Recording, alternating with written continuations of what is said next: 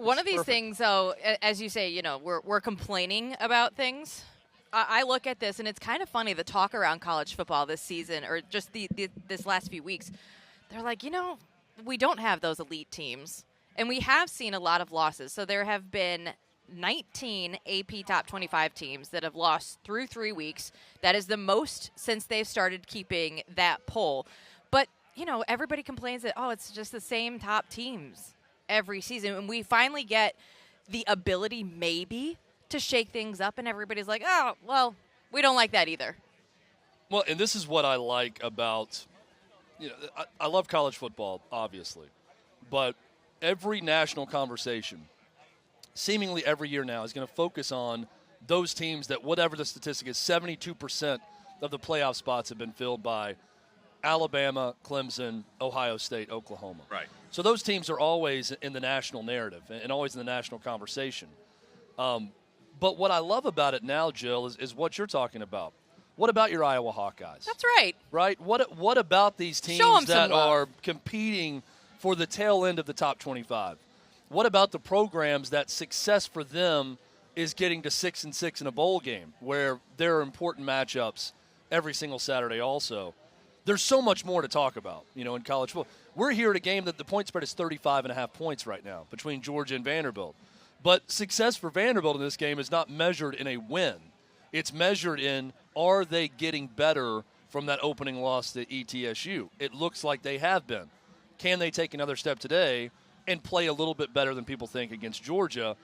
I just find that sliding scale of what is success and what is fun about college football to be fascinating. Well, you're right, though, that people don't like change, right? Because Penn State has done nothing but impress us, at least me. And nationally, the narrative is, they're not really the sixth best team in the country. And another problem that I have with the AP Top 25, the voters currently have Notre Dame and Ole Miss ranked below Ohio State and Clemson at 2-1 versus 3-0. Like, I don't know how, not by much. I mean, there's one or two votes in between them. But I'm thinking, if you really want to see change across college football and reward those for surprising us early in the season, rank them higher.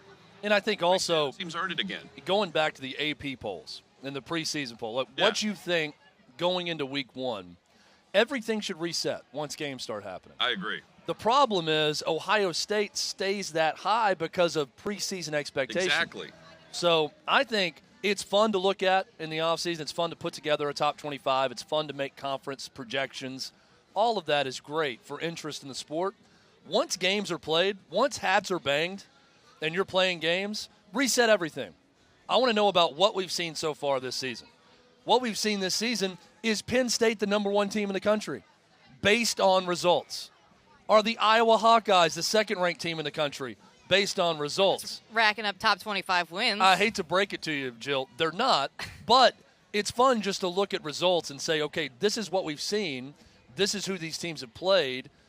This is the spread in those games. Now let's base our rankings off of this.